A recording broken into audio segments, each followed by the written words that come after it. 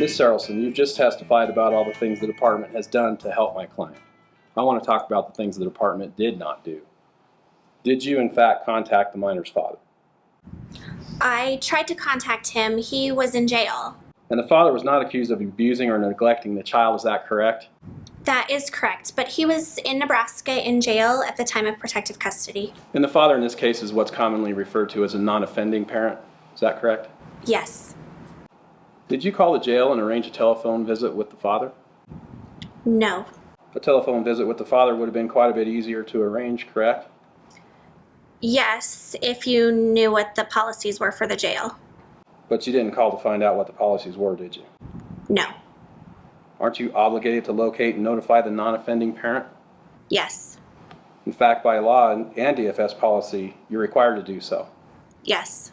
The father could have attended court proceedings by phone, couldn't he? Yes, if the jail allowed. And the father could have attended multidisciplinary team meetings from the jail as well if he'd known. Yes. And the father could have worked his case plan from the jail to some extent. Yes. Because you never notified him, he had no opportunity to attend court hearings, participate in multidisciplinary team meetings, or work his case plan, did he? No. Did you know how long the father was going to be incarcerated? No. Would that be kind of an important information for you to have? I suppose so. Did you know that the father is now out of jail and full-time employed? No. Of course you didn't, because you never contacted him. How about an ICPC home study for placement of the minor child with the father? Has that been conducted? No.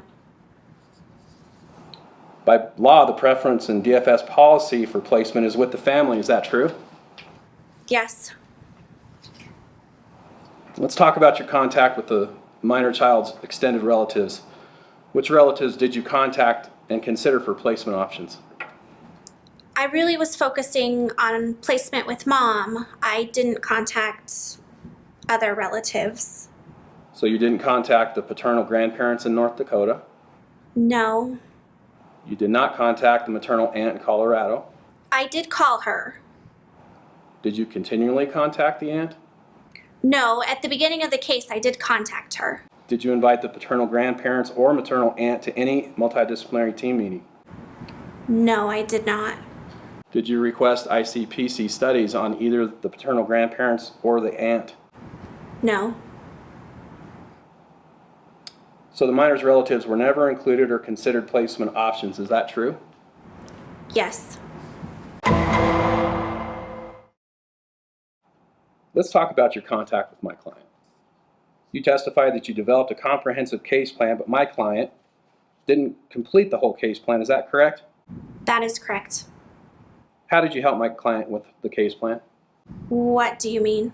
If my client had a question about the case plan, did you help her understand the elements of the case plan? Was she able to ask questions? It was a pretty standard case plan, but I was available for any questions.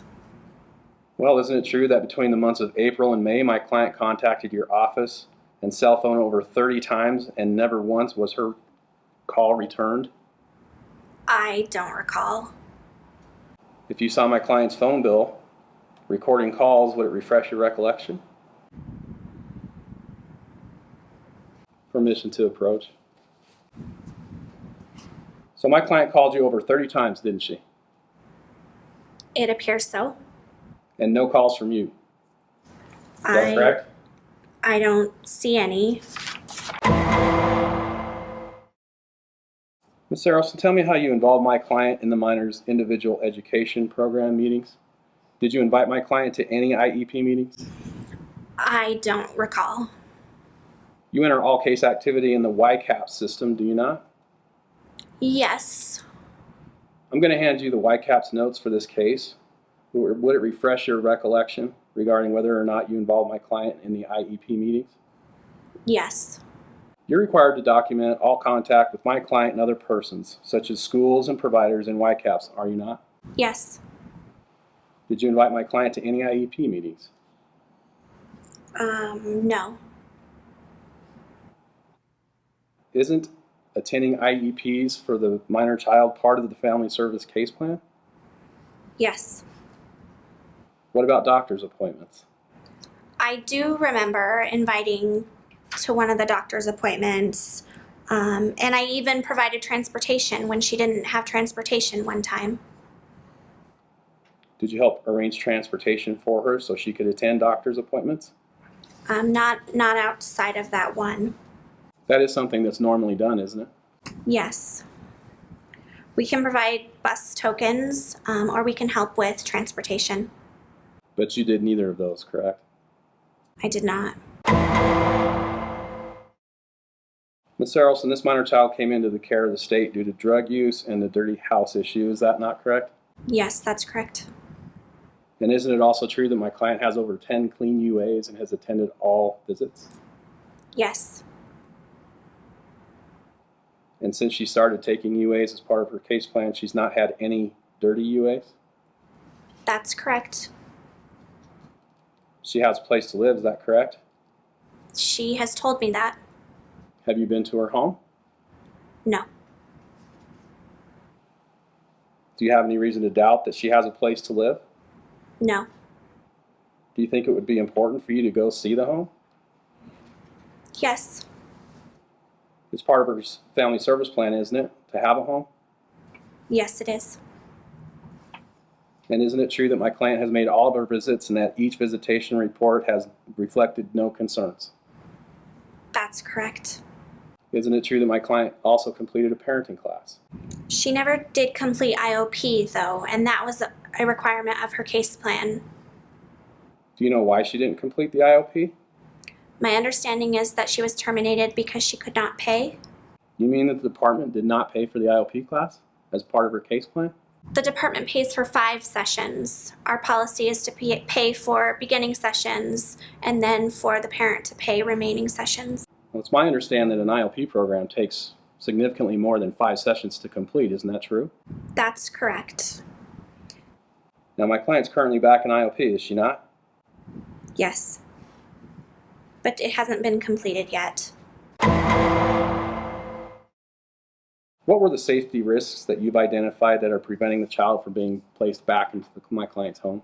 There aren't, at this time, necessarily safety risks, but your client hasn't completed her case plan, she hasn't completed her IOP, and those are requirements.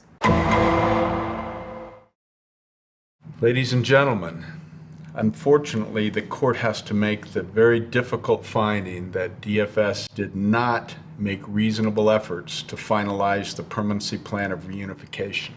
Under Wyoming Statute 14.3.440, the court finds that reasonable efforts have not been made to preserve and reunify this family.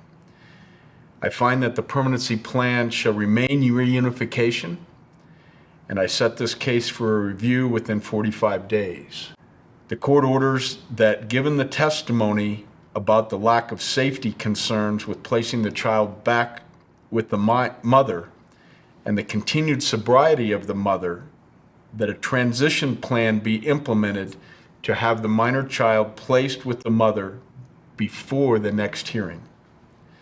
The court further orders that the father be notified of any future proceedings in this matter, that DFS develop a family service plan with him, and that the ICPC process be initiated for, and in the unlikely event that the mother does not continue to make progress on her family service plan and the goal of reunification. The court regrets that this child is receiving 4E funds, and this finding will result in loss of those funds moving forward.